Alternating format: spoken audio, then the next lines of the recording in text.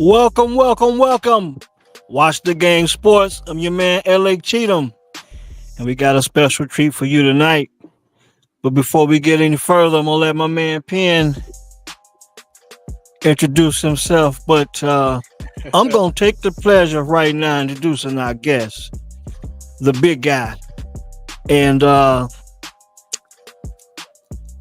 I think it's good we having him on after a Bears victory. That's all I'm gonna say. Penn, what you got, man? Yo, good people? What's going on, good people? Yeah, we here on the Bears winning Monday. Is it a Bears relief Monday? I think it's Yeah. relief because if we would have failed a 1-3 war, it might not have been no show tonight. It might have been technical difficulties, websites not working, computers flipped over, everything. But we good. Good to watch first take for the first time in 2 weeks. I was like me. I don't. When the Bears lose, I don't watch that. hey, I used to be the same way, and Penn to tell you on March the 16th, and it's one of the biggest reasons why I wanted you on the show because you were a big advocate for bringing Caleb Williams to Chicago. And I got my issues with that, but you felt so confident about it. I said I got to get my man, and I got to reach out to him. And ever since then, and I've learned a lot from you just outside of that alone. But that's one of the biggest things that brought you to my attention out of the Bears fan group that we were in. I don't even know which one it was. Maybe it was a couple. Yeah. But the big guy, hey man, what you got, man? Bears win. I feel it 24-18. How you feel? Out of heat for that opinion back in March when it came from we should draft Caleb or move on. It really wasn't. It just move on from Justin, and we had a good quarterback class. I still feel like Caleb was the best quarterback in the class to draft at the time. Going back to his high school days at Oklahoma, his college days at Oklahoma and at USC, even his high school days at Washington. Like the kid has been flat out spectacular.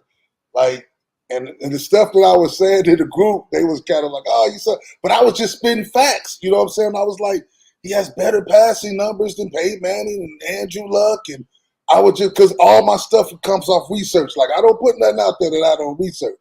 So I'd be like, oh, look at the year he had, and look at then people, he wasn't playing this. But people were so caught up in loving Justin Fields. And I was just like, I was all in on Justin. Like, look, I was a big fan of Justin. Still am. I ain't going to say what. I still am a big fan of Justin. Wish Justin the best, but I ain't the type to root for him right now. After we get our 4th round pick, man, forget about it. It's over with. Yeah. I'm glad he's playing. I'm glad he's playing well. Get these 51 snaps and 51% of the snaps. Let's get this 4th round pick. Give us more draft capital. He's playing good ball. But when you look at Caleb, it all starts with the expectations, and the expectations are like set really high for the kid. And Caleb don't have to be the reason we win games. Yeah. And I think his first couple of games, he was pressing. Kept trying to get the big plays, kept trying to get, the deep balls, no did he? But he was just pressing and pressing, and to the point if you looked at and if we watched the game yesterday, it wasn't no pressing. It wasn't no rushing. He was getting his feet set, he was doing the fundamentals, and he looked much better, much better and comfortable yesterday. Even though people look at it like, well, he only had 157 yards. I said, look, man, I'll take 157 yards, 1 touchdown with the W, and 17 for 23 on the completion, 74% completion rate, then 360 yards, 2 picks, throwing 50 times, you know what I'm saying? Right, so, Yep. and everybody, we're gonna get the Justin and Caleb comparisons. Like that's gonna come. Yeah. You're gonna Jaden Daniels and Caleb comparison. But the only thing I don't like about the Jaden Daniels and Caleb is we let Kingsbury out the door. Oh no, he gonna be here Yeah.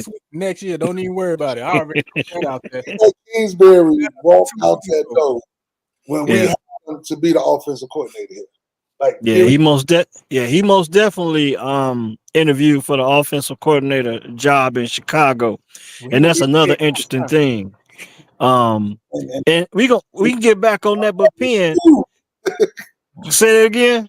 the first offensive coordinator we interviewed. Yeah. And a lot of people felt like they brought him in to get the scoop on Caleb.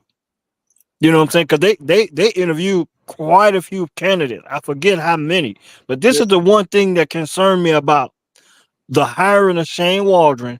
I know he had experience, but I keep repeating my biggest concern was okay. So he had the experience of of calling an offense, and he Right. had the with the Seahawks, and then so my thing was I found out that him, Matt Eberflus, Shane Waldron, Mm-hmm. and Ryan Poles all have the same agent. And that drew some concerns for me because see my thing is okay, so when things go wrong, where's the accountability going to be? Are we going to be buddies scratching each other's back? And just to go along with the whole thing, because when I go back to them getting rid of Justin, it came down to Penn to tell you. I think all three of us were big supporters of Justin. He was a bear. But we Yeah. had to come to grips with the fact that they didn't want to pay him that money, and maybe it wasn't worth it. Or maybe they could have restructured, maybe they could have put him in a position where he had to play himself into a better contract, even if he wasn't going to get that max or whatever. But with the Bears being in the position they were in with the first pick in the draft, Again. and then again, and then like you said, good thing, Penn, because they pass up on C.J. Stroud the first time, and they trade. They go and get DJ Moore, quite a few other picks, and that turned into Darnell Wright as well, I believe. But they felt like they couldn't pass up again what people was calling a generational talent, and I Yeah. understood it. But we all felt like, man, so Justin had cut his teeth and he was showing some improvement towards the end of the season. But I understood it. I just think in order for Justin to stick around, they would have had to go to the playoffs and win a football game. And then he would have had maybe a shot. But he was in a tough situation. And I'm glad they worked it out, got him in a position where he thought he could succeed. But when it came to Caleb, Mm. look, when you just look at the history of number one picks in the draft and the ratio to bust or stuff like that, I'm like, for one, I'm not a big fan of the smaller quarterbacks that's 6 foot and under, and I had my concerns about that because I felt like we are going to see balls get batted down. I don't think it's a coincidence when it comes down to reading down the field, and this is why you have to roll out, as a smaller quarterback, so you can, get better passing angles. Because those guys on that line, man, they 6'5", 6'6", 6'7", some of them. Mm-hmm. And if you ever played tackle football, if you ever played the quarterback position, I don't care if you played organized or if you ever played with a situation where you had some type of structured line, it's much better to be 6'2", 6'3", strong with an arm, and maybe you can be better in the pocket. But most of the smaller quarterbacks have to move around. I was just concerned about Caleb's size, the criticism they had about him playing off structure, having a tendency to do too much from time to time. I was concerned about all of that. And then I'm gonna be honest with you. I was even concerned about some of the personality and character traits. But you know, that all that stuff gonna show us. But couldn't argue with them getting rid of Justin because they didn't want to pay him. So okay, I get it. All If right. we even look at the character issues, like everything that was coming out, we never heard anything come from Caleb. It was, if you Yeah. notice, it was always Caleb Camp says this. So it was all media speculation. It was all media speculation. Then the media speculation, it's what hit the fan base. It's like no difference than what's going on in the election right now. You know what I'm saying? Media speculation hits the fan base, and the fan base is going to go and run with it and start posting their stuff on social media. So, like, the killing part was they were like bashing the kid before, like I understand, like, because it was like a divided. It was like really, really 50-50. 50% of the fans wanted to keep Justin. 50% of the fans wanted to move on. It was civil war. Yeah. So I mean, but if you really like understand football and know, like, okay, if we give Justin $230 million, we have no flexibility. Mm-hmm. You know what I'm saying? Yeah. We have no flexibility. So there is no Keenan Allen you can sign. There is no. You still got $21 million in cap space right now. Like there is like if you see Houston after CJ had this good year, look at all the vets they just got aboard over there. Hunter, the wide receiver, I can't think of his name. Buffalo. Like, but look at all the moves they made. They made it in year 2 of the quarterback. Like we are off the rookie contract. Off the rookie contract. Like, listen, we are in year 1 and pretty much ahead of schedule because we have no big contracts to sweat. Tremaine Edwards is playing better not to get cut next year now. Yeah. So the verge of getting cut. Nate is up out of here. He's offensive line. He's not playing too good. So you look at bad contracts can get off the board next year, and then the free agent class coming in next year. It's like, okay, let's just have a good season, and this is it's the expectations. I don't expect us to be a Super Bowl contender. I don't know what these Bear fans think. They was watching too much Hard Knocks. That's the maddening part about all of this is they saw the generational talent and the Heisman Trophy winner. They seen what Lincoln Riley been doing with quarterbacks and the success that he done had with pro. So the expectations was just uncapped and ungodly. Like you couldn't even rein them in. Man, I ran into so many people this summer saying they expected Caleb to come in 4,000 yards, 30 plus touchdowns in his rookie season. I say, yo, he's a rookie. It just don't happen like that. CJ Stroud did that. That's the first time in your lifetime that you've seen that. And these dudes middle aged that I'm talking about. CJ did it, and he got more hype. They was just on the hype train so hard.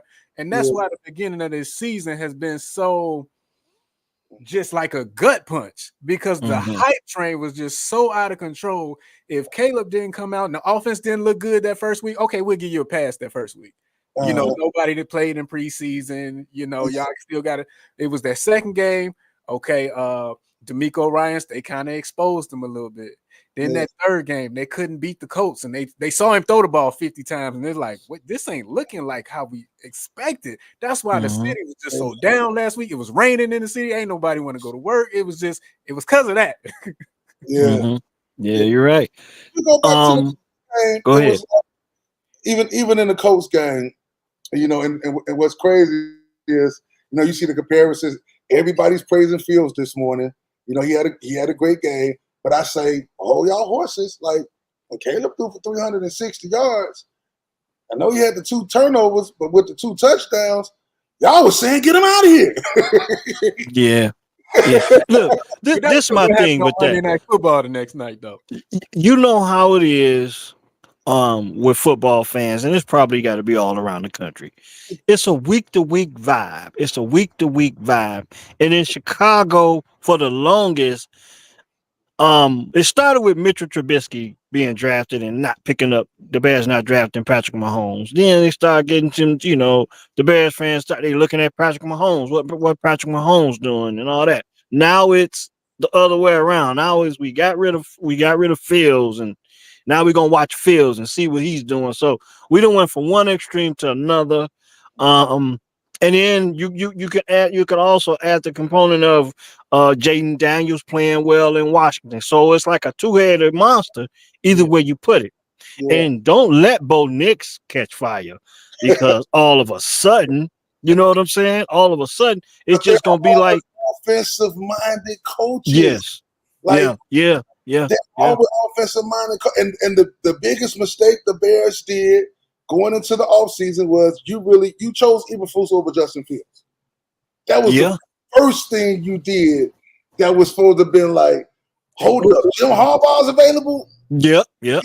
Now, hold on. Penn is a big Michigan fan. He could. I feel the same way you do. I wanted Jim Harbaugh. I wanted the better football coach. Penn is not really. You let him know, Penn. Listen. Okay, I get it. I don't know if you a Michigan diehard football fan like I am, but Jim Harbaugh was in Ann Arbor 9 years. Everybody just remember these last 3 years when we finally got this thing rolling. We could beat Ohio State, get to the playoff in 9 years though. Yeah. He had 6 years where he was 0-5 versus Ohio State. Then he punked out and didn't want to play. COVID year. Oh, we got COVID. We couldn't play because we knew he was about to get ran off the field. Yeah. He's got 2 30-point losses to Ohio State on his resume. He cannot play modern football. He can't even coach it. Look at what the LA Chargers doing now. First thing he did when he got there, he got rid of all of the high salary guys. Hey, Keenan, you want to take a pay cut? No, we ain't gonna do it. Okay, cool. We don't need you no way. We'll get you up out of here. What did he take in the first round? An offensive lineman. What are they doing? He's not even using Justin Herbert like we've seen Justin Herbert being used. They running the ball out there. So you telling me you want Caleb Williams to come in and be under Jim Harbaugh? You just said they all had offensive coaches. Jim Harbaugh is not an offensive coach. He's an old school, grinded out, pounded out football coach. He won your national title, didn't he? Man, listen. 9 years don't mean nothing. No. Hold on. No. He had 9 years. National title. The other 9 years don't mean nothing. No. They count. The losses to Ohio State don't mean nothing. It don't mean nothing. The it losses count. Don't mean nothing. The other 9 years don't mean nothing. Let me chime in on this because this is my thing. Because I've been with it with Penn step for step. I think I even got 1 foot into the Michigan. I think I've got 1 foot in, 1 foot out on Michigan. But this is the thing about that, Penn. Ohio State, when Jim Harbaugh took that job, Ohio State had a machine working in the living room. They were already recruiting them. It was Alabama, Ohio State, Clemson. Those were probably every once in a while maybe Auburn and Georgia. Those were the top recruiting teams in the country. And I think before Harbaugh could win in Michigan, he had to get over that mountain, the recruiting mountain. And to your credit, yes, you did expect for him. I did expect for him to go to the Chargers and run the hell out the football. You know what I'm saying? But I do think as time move on, he will allow Herbert to play his style in situations. But keep in mind, Herbert is kind of banged up right now. He probably shouldn't even played against the Chiefs yesterday. So I got to give him kudos for even playing. I think he may open it up for Herbert in respect for his reputation of being one of the better quarterbacks in the league. But Jim Harbaugh has to establish the trenches first on both sides of the football. And that's how you win football games, in the trenches. Man, listen, everybody thinks because when Jim Harbaugh came here or came to Michigan, the cupboard was bare. It was not. If you recall, JT Barrett was short on that first down in his second year. He had Jabril Peppers on that team. He had J.U. Chestnut on that team. He had Donovan Peoples-Edwards. He had over 1,000-yard back on that team. He had a lot of talent, especially on the defensive side of the ball, but he lost. Okay. Remember the Michigan State punt? That's his first year. We was ranked in the top 10 when that happened. Jim Harbaugh was paid and brought to Michigan to be a program builder and national championship winner. We're not paying you. We're not paying you to win the Big 4 years to build your program. The program he had 9. The program was not built as soon as he walked in the door. You know what I'm saying? The program was not built as soon as he walked in the door. And it ain't like, do Michigan have? Go ahead. I just told you in his second year, that team was loaded, and they went to Columbus and remember JT Barrett on that questionable. He got the first down. He was short, and they ended up losing that game in overtime. That was Jim Harbaugh's second year. That team was loaded, so you can't tell me he had to come in there and recruit. He didn't have a quarterback, but he had a team. The same team that he basically just won with is what he had when he walked in the door. Because he wasn't letting JJ McCarthy throw it. That's what he had when he walked in the door. It was year 6 before he beat Ohio State. Then he got to the college football playoff. They was just happy to be there. Georgia ran him off the field. The second year, they got there versus TCU, and they choked. Yeah, so no, that was don't tell me about Jim Hart. You can't tell me about Jim Hart. Trust me, you don't want him here. You want offensive coach. He is the same man that took Colin Kaepernick to the Super Bowl. That's why he got paid when he went to Michigan. Program builder, national championship winner. That's what he was San Francisco from the bottom. Hey. San Francisco was in the bottom. They went nothing since Jerry Rice. And Harbaugh came in there and built that program right back up to respectability. And his first took him to the Super Bowl. And he was a holding away from winning. He was a holding call away from winning the Super Bowl. You're making my point, I think. Well, I just think when it comes to Harbaugh in Michigan, he had to overcome the recruiting aspect of Ohio State because he could have beat Michigan State. He all them games, the games you talking about, yes, he probably should have beat them. But he wasn't good enough to beat Ohio State until he was good enough to beat Ohio State. I think that's just the bottom line. But I think we done got out the rails a little bit. So let's reel it back in a little bit. Let's reel it back in a bit.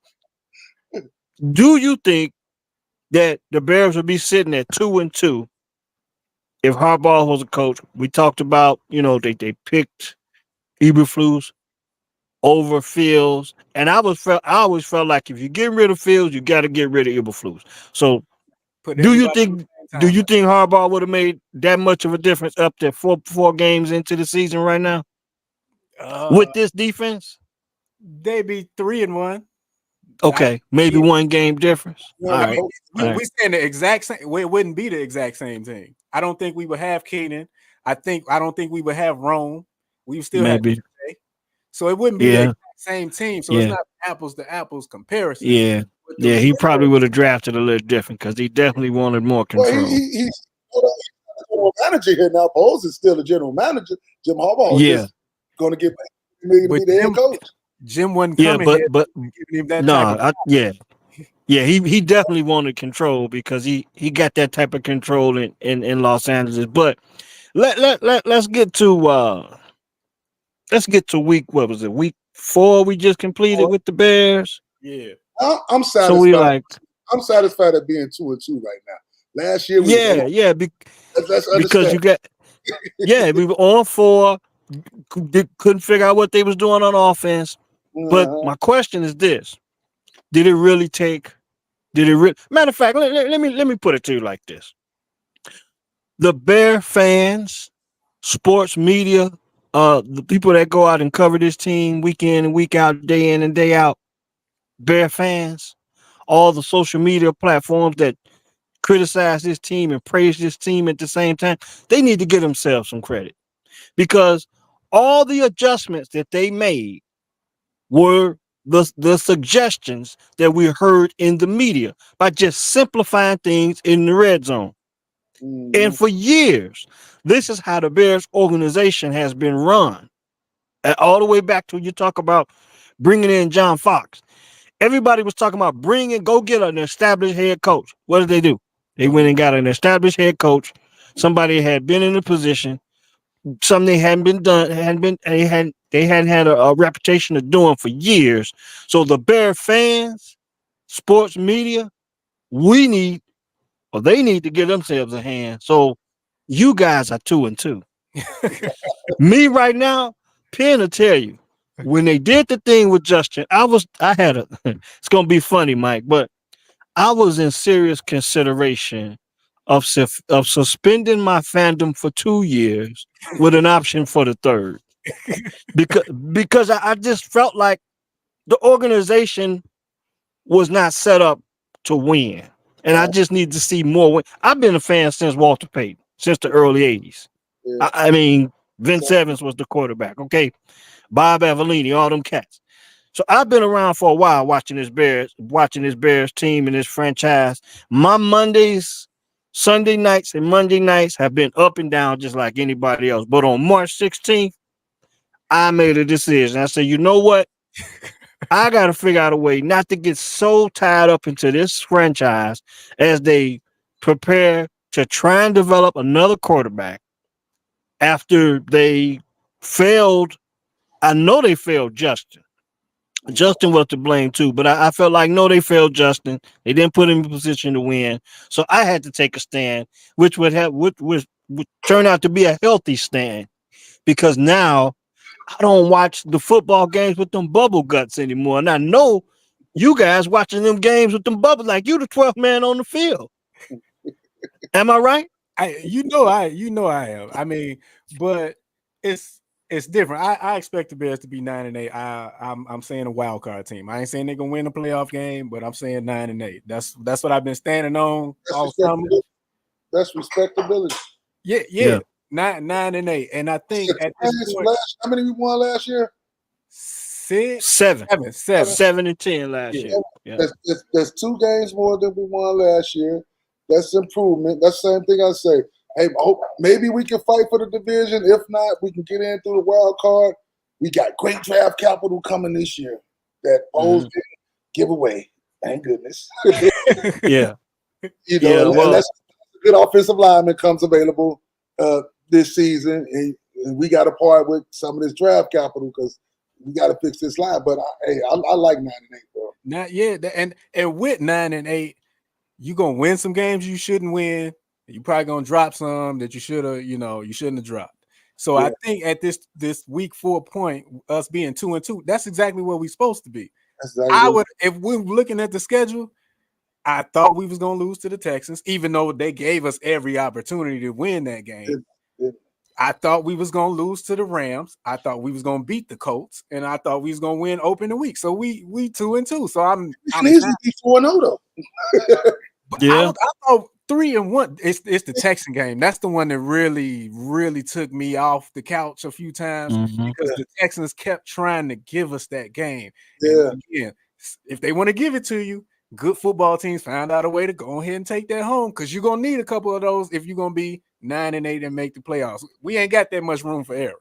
Yeah, but understand. Look, but what if the game was called? The Texans game was called like the game was called yesterday, and what if Roshan Johnson? I don't understand why he wasn't playing the first 2 games. I don't understand why he wasn't playing the Hard Knocks. I'm like, the dude hurt or something? Like he had a nice season last year. Like I understand Swift, but the Bears always struggle in short yardage, 3rd and short, 4th and short. I really want to draft Brock Bowers for that situation there instead of because you got the best blocking tight end. You got a tight end who can catch, and then you got a tight end who can run on short yardage situations. But Roshan don't get stuffed, bro. Situation.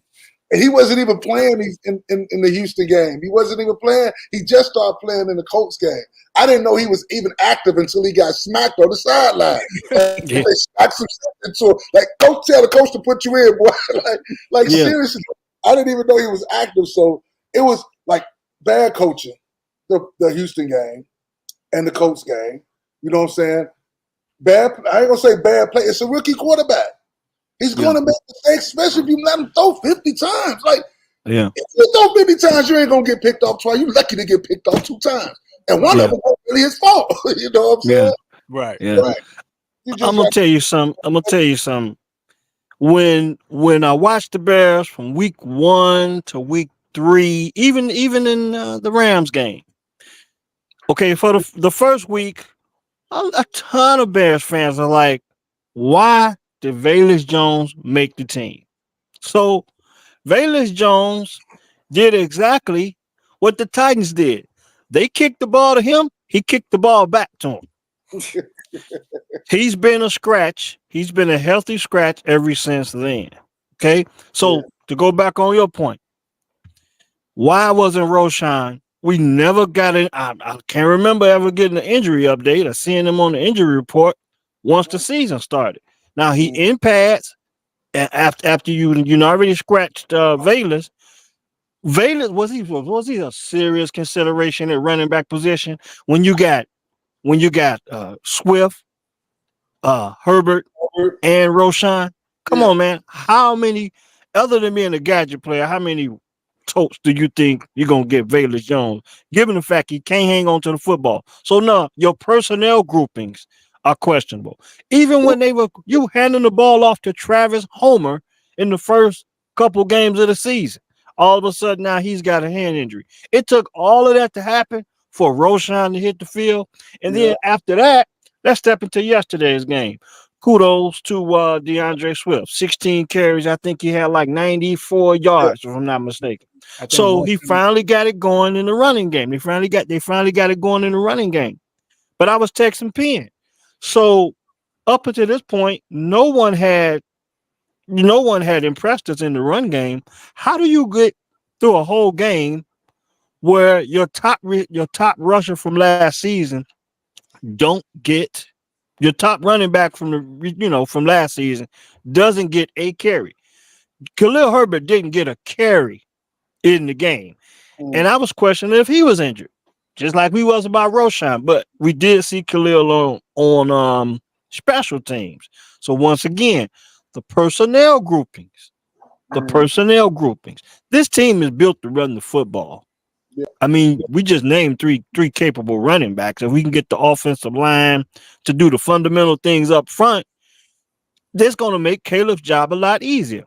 Weeks and weeks and weeks ahead, even before the season started, I told Penn, I said, look, all of the stat boys, 4,000 yards pass, 25, 30 touchdowns, Mm. all this and that. I told Penn, and I said every season, the way you help any quarterback, veteran or not, with a running game and Mm. some pacifying tight ends, then you might be able to throw the ball deep to your perimeter guys. But the Bears tried to do it the other way around for 3 weeks. Yeah. And this is why it seems as if that's why another reason why I give Bear fans the credit for the team making the adjustments, because they asked for these adjustments and they got them. I think they even went and put a defensive lineman in at fullback on the goal line. Yeah, they did. They did. I can't remember who it was, but that's because of the fans and the media saying, "What are you guys doing?" All of it I spelled from quit say it running again. out of I formation, quit running out of gun, doing Yeah, the draw plays. You did 3 of them straight at the goal line when we got yeah. stuffed at the goal line. Why is we in shotgun formation and we forfeit to go back 2? And you're in And, shotgun and then 4 more yards. You know what I'm and, saying? and then you got the viral still pick of 4 out of the 5 offensive linemen laying on the ground. Yeah. So they On the had to speed look at option. that for 5 days. You know what I'm saying? And they made the adjustment. So shout out I'm not giving the coaches credit on that. I'm gonna give the fans the credit because they complained and they asked for it and they got it.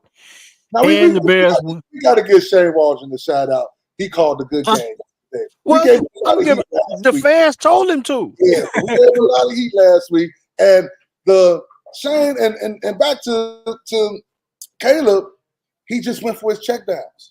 He wasn't studying, Yeah. pressing for the big play.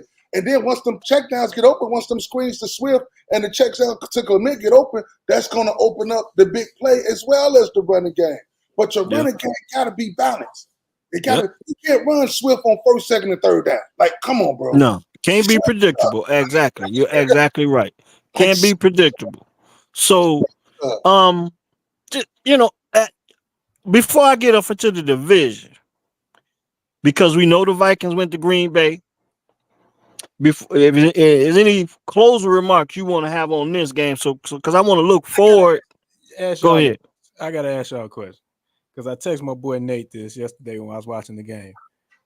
DJ Moore been very uncharacteristic in his body language and stuff this year. Did y'all see DJ making some business decisions yesterday? I'm gonna let you saw him have make that one, two. Mike. I saw him make 2 business decisions. Well, one he probably could have gave a little bit more effort, and that ball might have been caught. And then I think Caleb missed him in that one in the end zone because he didn't come out of his break hard enough. Like DJ, he ain't been blocking well. I'm like, DJ making a lot of business to see. Remember, he ran down the field and he didn't get the ball at one time, and he pointed to the sideline, like, come out. Like, I'm kind of DJ's making some business decisions. And I can't understand why, because you just got paid. Like, what is it about? Is the wide receiver room too crowded for you now? You think your opportunity is going to be less, or was DJ really attached to Justin? Like, what DJ?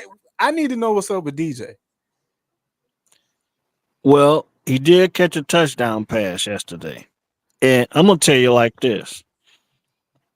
Okay, as much as it seems as if some media and fans are real tentative on blaming Caleb, but Caleb did overthrow guy DJ. I felt like he overthrew him. I felt like maybe one of them he could have, ran a little bit harder, but he did throw him at least one time. I know for sure because I know he overthrew Rome as well. See, my thing with Caleb is he's got to have those. He don't want to turn the ball over. And I think that's what he's thinking about. I'm only going to put it where my receiver has to make a spectacular play until he get the timing down with those guys. He does not want to throw any more interceptions. He does not want to throw the ball away. And I can understand that. And I can also understand he might be getting sped up a tad bit. So it might be a chemistry thing.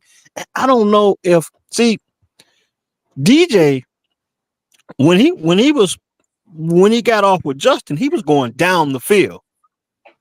You know what I'm saying? He was going down the field, and it wasn't. Now they're using him on a lot of underneath stuff. Maybe he's not comfortable with how he's being used. And for the first 2 weeks, it looked like Caleb and Rome was like, "Look, it's me and you, dog. It's me and you, dog."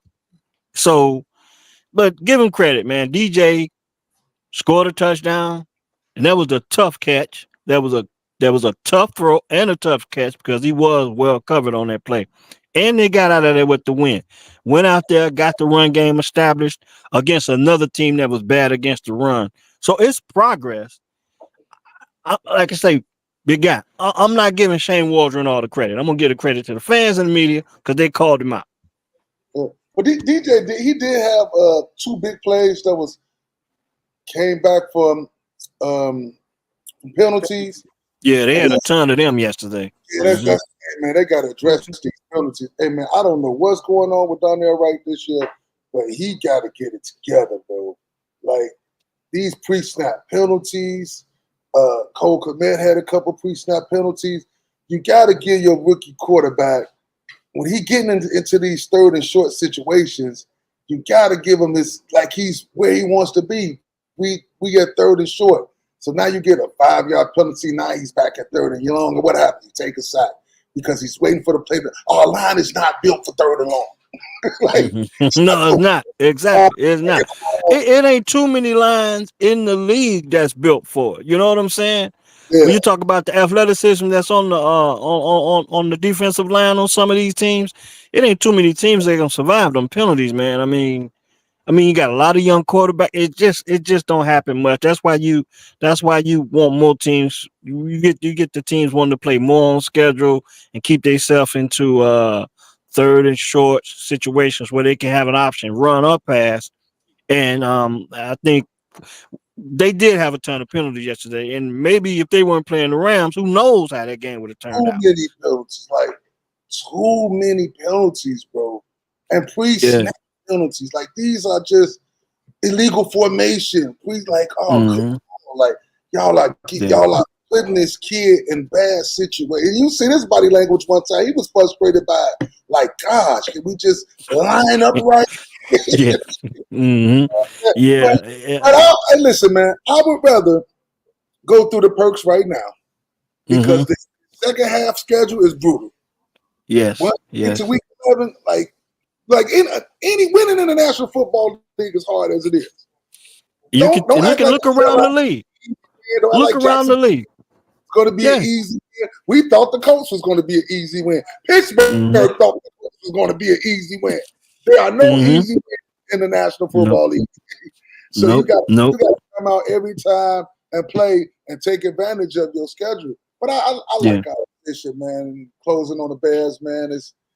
I just, as long as I see progress every game, it ain't like we seen from week 1 to week 4, it's the same stuff. You know what I'm saying? Like, we see, if you see Caleb's progress, he's progressed every single week. His Yeah. completion percentages went up every single week. His quarterback ratings went up every single week. There were no turnovers yesterday. That's the thing. He wasn't pressing. He took a couple shots. The play from Rome actually got held on that play. That would have been a touchdown. Okay. He put the ball there. Rome got held, and it wasn't called. They rookies, both of them rookies. And Caleb looked like, don't get that call. You know, and even the DJ play, we all can say DJ stopped running on the play, but it was overthrown. Like it was. Yeah. That's just, I know at least one. I know he missed DJ twice, and I know one of them at least was overthrown. Get that, you know, that pass there. But it was in a position where only DJ could get the ball, and it's not getting. Like I just hate when Caleb throw with two people there, and I'm like, oh, why did you throw that, bro? Like throw it away or just run for some yards, and he's getting it, bro. So like we're in the comparison stage right now with Fields and Daniels, and they're gonna have their good games, and they're gonna have their so and bad games too. So. P&F, if you got anything else, I'm gonna jump into the division a little bit because we can go keep this train moving. You know, we can talk about the National Football Conference North. Yeah. So are you sold on Minnesota? See, you know what? This is the thing. 4 weeks in, and with us being fans, we like to be right. We like to make predictions. Some of them put our money on the line. And as of the 4 weeks into the season, they were calling Sam Darnold the MVP favorite between him and Josh Allen. So a lot of, just like even with the Steelers being undefeated, you know, they was giving Justin a lot of credit, but they weren't giving the credit to the defense at that time with how well that defense was playing. You can say the same thing for Minnesota. So Minnesota is 4-0. And I think Minnesota, the Chiefs, they may be the only two teams left in the National Football League that's undefeated. I think the Titans and the Jaguars are the only two teams with no wins. So that just go to show you how hard it is. And then look at the way the Chiefs been winning. I mean, they could be they 4-0, but they could be 0-4. The defending champs. The Seahawks undefeated too, but they played yeah, a lot of people got that opinion too, that the refs gonna figure it out. We gonna figure it out. Always helping the Chiefs. Yeah, well, hey, a lot of people feel that way. But do you think? By the way, the Lions and the Seahawks play tonight. That's gonna be a good matchup, I believe. I think the Seahawks is another one of the undefeated teams. Right, they're into Detroit tonight. But are you concerned about what's going on in Minnesota? No, not yet, because I've seen this from Sam Darnold before. Yeah. Okay. I seen it with him in Carolina.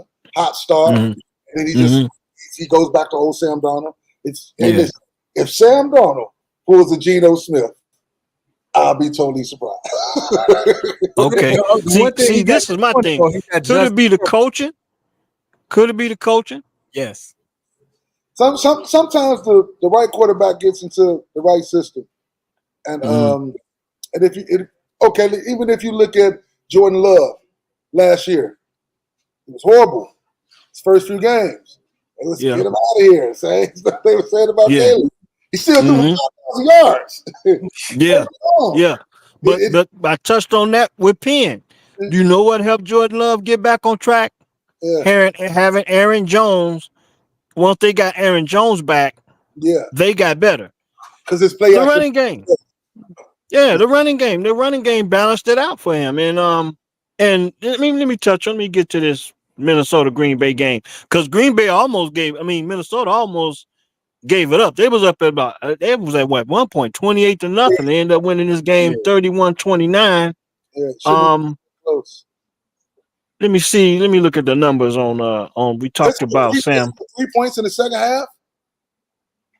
Yeah. I think they scored a lot of them points in the fourth quarter. I'm talking about Minnesota. They was up 28-0 at halftime, right? Yeah, they was up 28-0. I know at some point during the game, but the Packers put up the bulk of their points in the fourth quarter, and it makes you wonder what in the hell did Brian Flores do to the defense to to give up so much, so many yards, but and so many points. Prevent. So yeah, and I hate that prevent defense, man. I Yeah. hate that prevent because you get away from what you've been doing all game, then all of a sudden you're in prevent. But these were Sam Darnold's numbers. Wait a minute,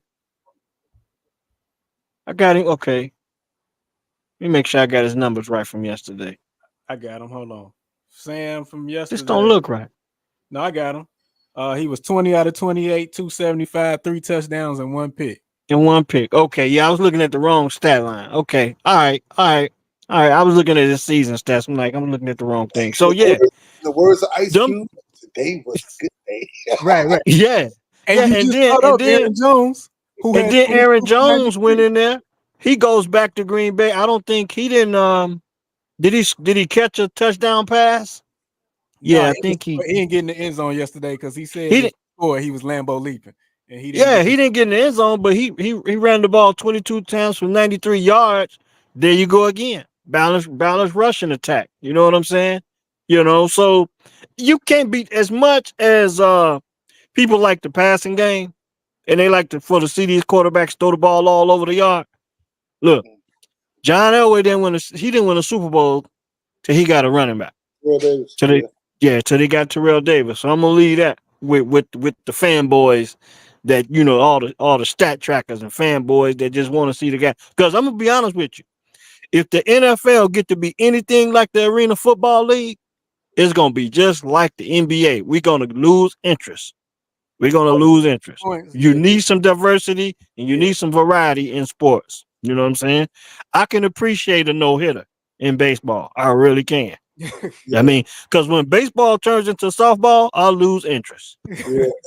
Yeah, so you have to have some variety in these sports. But I was just curious if you guys were concerned about Minnesota. I don't think the Bears even play the Packers until week 10, and then they run off the division at that point. And at that point, I think you just want the Bears to be playing well and to be healthy. Yeah, because we got the Because division and we got San yeah, Francisco. oh yeah, for sure. That's why I Yeah, said, and even San Francisco's been kind of yeah. inconsistent, and it ain't really been on Brock Purdy because Brock been playing pretty well. I don't see nobody that's like not unbeatable. Like I don't see no You took, yeah, any given I was Sunday. thinking about that earlier. Any Mhm. given Sunday. any given Sunday. Yeah. You still know Mahomes gonna be Mahomes and Yeah. Kansas City's gonna be there, barring something. Like they still just Mhm. gonna be there. But man, this NFC man this NFC is up fast, man. Yeah, Philly's not looking dominant. Dallas is not looking dominant. yeah. 49ers is not looking dominant. Green Bay is not looking dominant. Those are your 4 playoff teams. Detroit is not looking dominant. Tampa Bay Mhm. is better than Detroit to me. Yeah, I this is know a big matchup. This is a anyway. big matchup tonight between Seattle and Detroit. I Yeah, mean, yeah. I think the Packers and Vikings was a big matchup for the division, and I think just for the NFC, just for the matchup sake, we're gonna see if Seattle's for real tonight. When they go into Detroit, I mean, Detroit gonna be fired up, but I think see this is my thing with the Bears getting to play the division games at the second half of the season. Are they going to be healthy?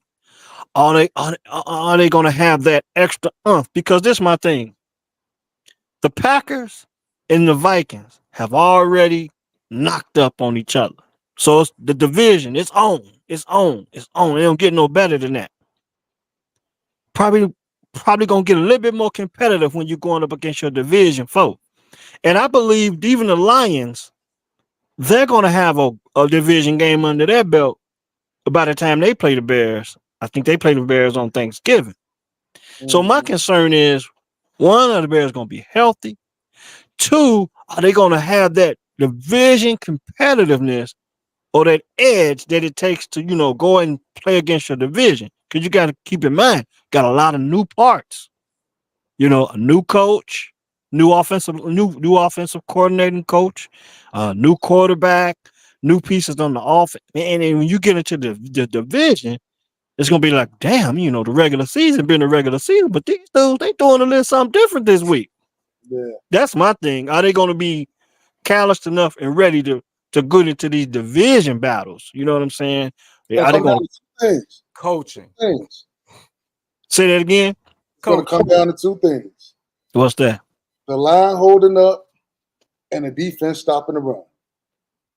Because Yeah, they you have for been sure. horrible.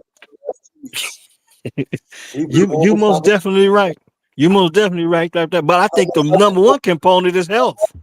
To where we at now, but we gave up 150 yards last week, and I don't know how many yards we gave up this week, but we gave up. They was running the ball and Mhm. kept running, and we knew they was running and couldn't stop it. And Yeah. I know the Rams got a good running back. I know Indianapolis, great running back, but we can't give up 150 yards on the ground. Not this defense. No, no. And I'm gonna touch on another game that happened. The Buffalo Bills was looking like world beaters. And then they go into Baltimore and get smacked. And Derrick They Henry get had his way. smacked. Yeah. And I'll be honest with you, with Baltimore giving up leads in the fourth quarter of games, I had some concerns. I'm like, okay, so what is Baltimore going to do with this lead in the fourth quarter?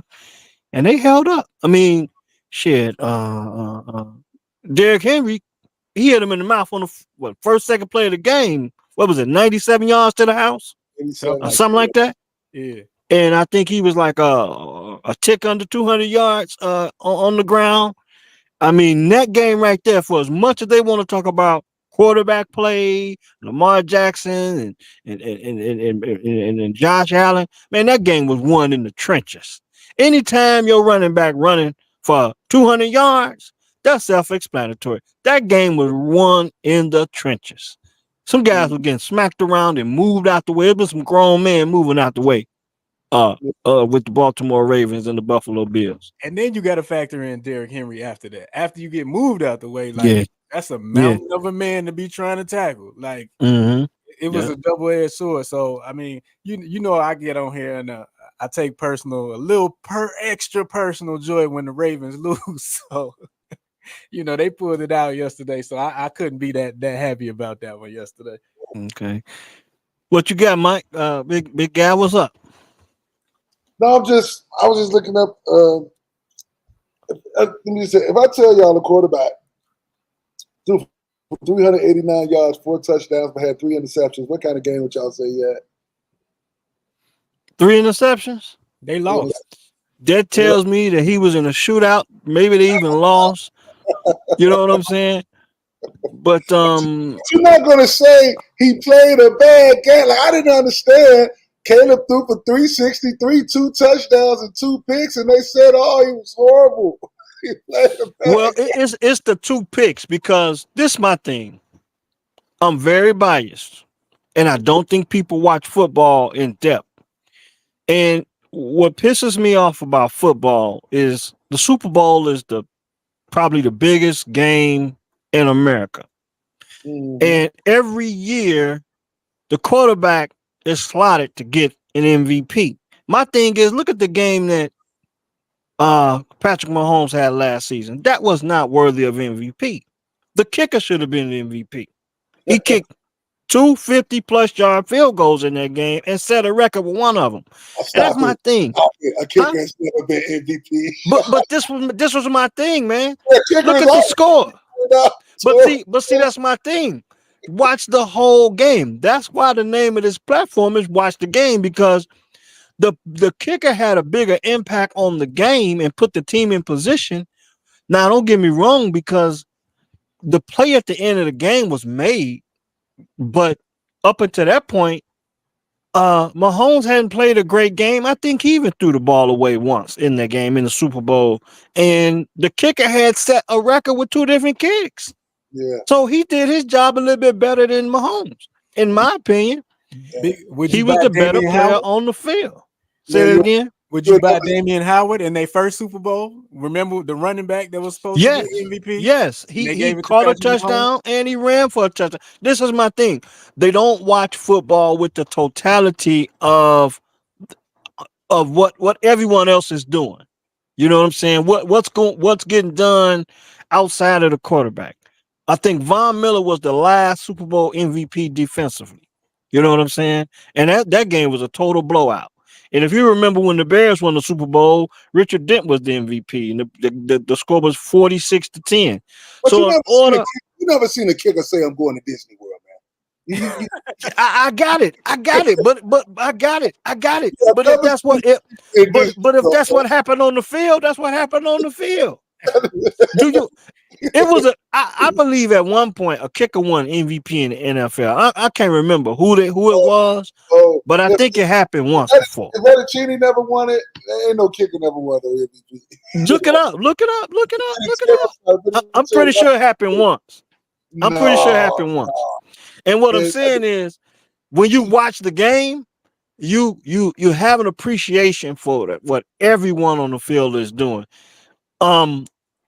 We gonna close in a minute. I'm gonna tell you something about. I watched as much post game, and I found myself enjoying a lot of the Steelers post game interviews because of Mike Tomlin. Very entertaining coach. Always got something interesting to say, win or lose. They interviewed what's the running back? Najee Harris. They interviewed Najee Harris. Now don't get me wrong. Justin kind of, if you look at the way the game was played out, you would say Justin put the team on his back. A lot of people question whether or not he could do that, whether or not he could, lead the team back, from behind and win. They scored 3 touchdowns in the second half. And Justin scored 2 with his feet. He ran for 2, and I think he threw for 1 to the tight end. And they asked Najee. They say, Najee, how did you think Justin played in the second half? You know what he told him? He say, man, look, why y'all always look? Y'all act like Justin went out, caught the ball, went out and made tackles. He did all. He said, it's the team. It's the team. And that's my biggest thing. The team. The team. And that's why I can appreciate the kicker. Because those points are hard to come by. Anytime you win the game scoring 20 points, and the kicker can kick at least 2 field goals to get you there. Come on, man. You know what I'm saying? We don't win the game yesterday without Tory Taylor. I don't think we do.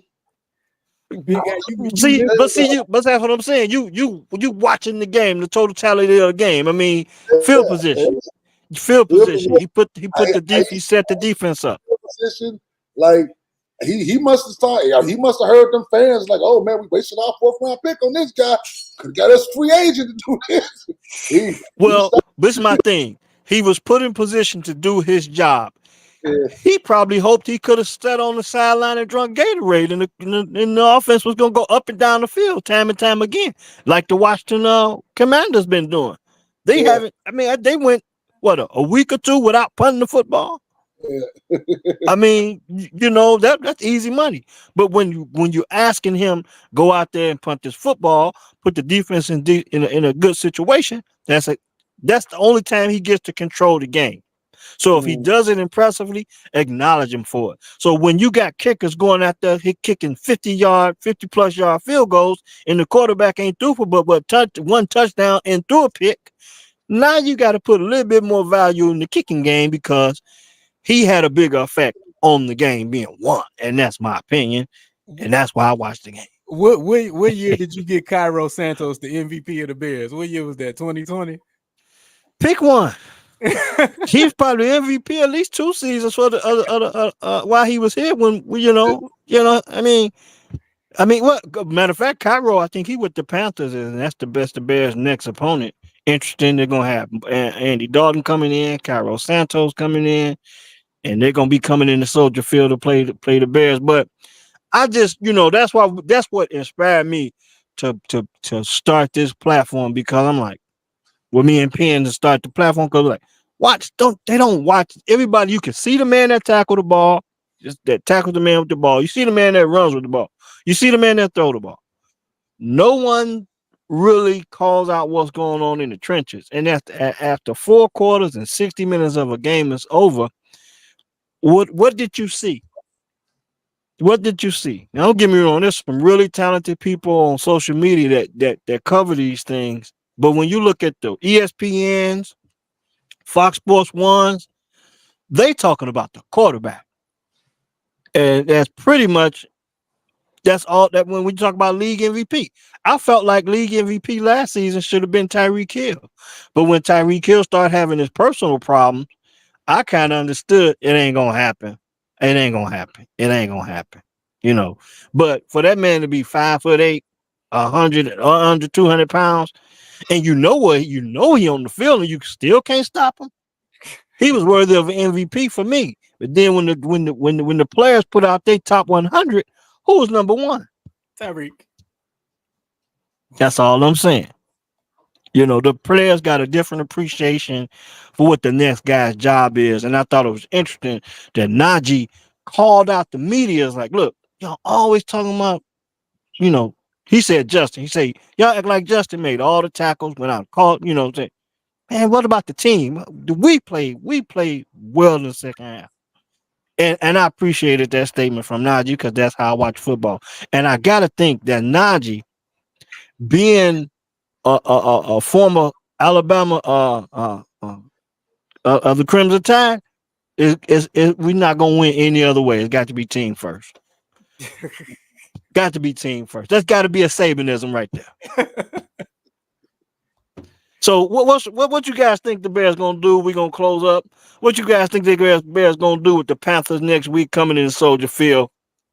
I mean, you got the Red Rifle coming back. Remember, the Red Rifle was here for a year, and then Justin got hot, and Red Rifle went down with a knee injury. So you think matter of fact, he coming off a game against the one of his former teams, the team that drafted him. Now Well, he gets to come to Chicago. Team he's been bounced around the whole league. Everybody should be his former team. Yeah, he done been a few places since he left Cincinnati, but now he's coming to Soldier, and the Bears are holding it up, man. They're holding up home field so far, so you can say that at least they're not losing at home. So, but the Panthers are playing well offensively. I just think the Bears defense is better, so I'm gonna take the Bears by a touchdown. You can't lose this game. Like how you went into week 1 saying versus the Tennessee Titans, it's a must-win game. This is a must-win game for the Chicago Bears. This one of them games, like I said, it's gonna be right there on the fringe. This one you gotta have. You gotta put this one in your back pocket. It's at home. Your defense is the strength of your team. You had some success last week with the running game. Caleb is improving. Like this would be a major step back for the team if they lost this game. You cannot lose this game. Period. Yeah. What you got, big guy? I agree, man. I got Bears by 6, man. It should be. We should win. I'm not going for any 12 and 14 and 21 point wins and Caleb throws for 350 with 5 touchdowns. Oh, man. It's too hard to do that. Ain't nobody laying down out there. They getting paid too, man. Stick to the game, man. It's going to eventually come for him. He's going to start making the deep balls and the spectacular plays.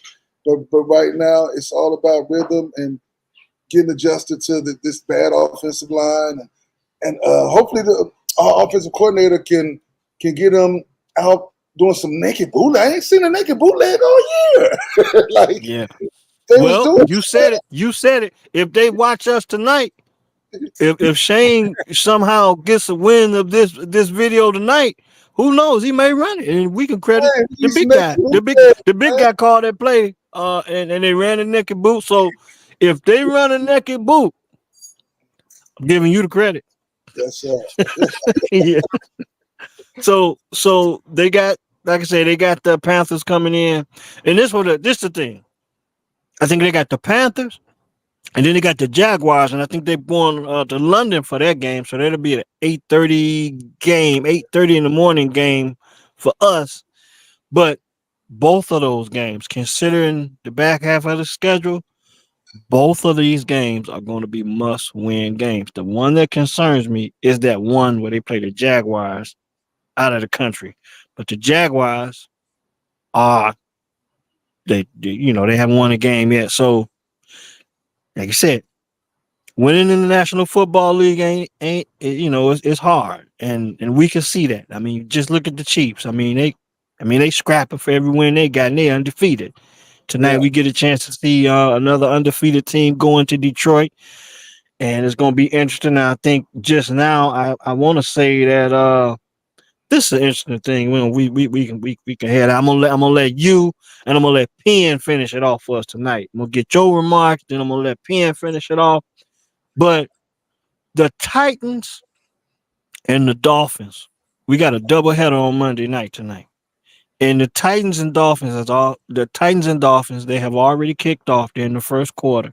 Two interesting. These probably the two of the worst teams you don't want to see play tonight for two different reasons. Because we know the Dolphins got tons of talent on the perimeter, but the question with them is the quarterback position, and with the Titans might just put you to sleep, or Will Levis might just do something to just wake you up with a big turnover. So that's going to be an interesting. I don't know how interesting that game is going to be, but that second kickoff, Seahawks and Lions, I'm going to be dialed in on that. I'm going to have that Titans and Dolphins game, and I check in on that off the phone every now and then. We had to check the score on that one. So what you got, Penn, big guy, take us out. I'm gonna take the Seahawks. I'm gonna take the Titans, man. Titans still got a good defense.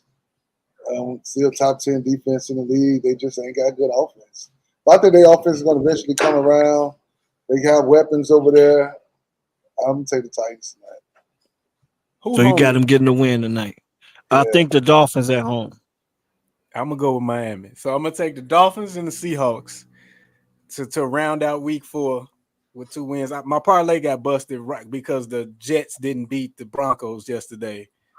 I had 11-leg parlay. That's too many teams. That's the one that didn't fall through. All right. So Huntley is starting for the Dolphins tonight. I don't know what that means. I know he did do well when he was with the Ravens playing in that backup position. So I'm gonna go with the Dolphins because I think Huntley gonna have the ability to do the same thing for the Dolphins with the talent around him that Malik Willis was able to do with the Packers. So I'm gonna go with the Dolphins. They are at home. I think Huntley. They may not ask Huntley to do much, but I think he's gonna do enough to win a football game. I'm gonna go with the Dolphins. They playing at home. I just think Will Levis is 1 or 2 mistakes away from losing another game, so I'm gonna go with them. And then as far as the Seahawks and Lions, which I know y'all want to see the Seahawks win because you want to see the Lions take an L for the division purposes. What you got? That's the only analysis I got. That's it. So y'all got Seahawks going to Motown, staying undefeated, and me and Penn, we got the Dolphins winning. And the big guy, you got the Titans winning their first game of the season. So, man, it's been real. Big guy, stay on with us because we might want to check up on some things with you on some other stuff just for a hot second. But it's been real. I'm definitely hoping you come back and keep these good vibrations going, man. Appreciate it, bro. Yeah. Hey, if you're watching this, like, comment, subscribe to the channel, watch the game sports. We are trying to grow this thing. We've been getting this thing rolling. This is our 4th season doing this, so please tap in with us. Follow us on social media on Facebook, but please like, comment, and subscribe on the YouTube channel. That's all I got. That's all. Watch the game. Enjoy. And we out.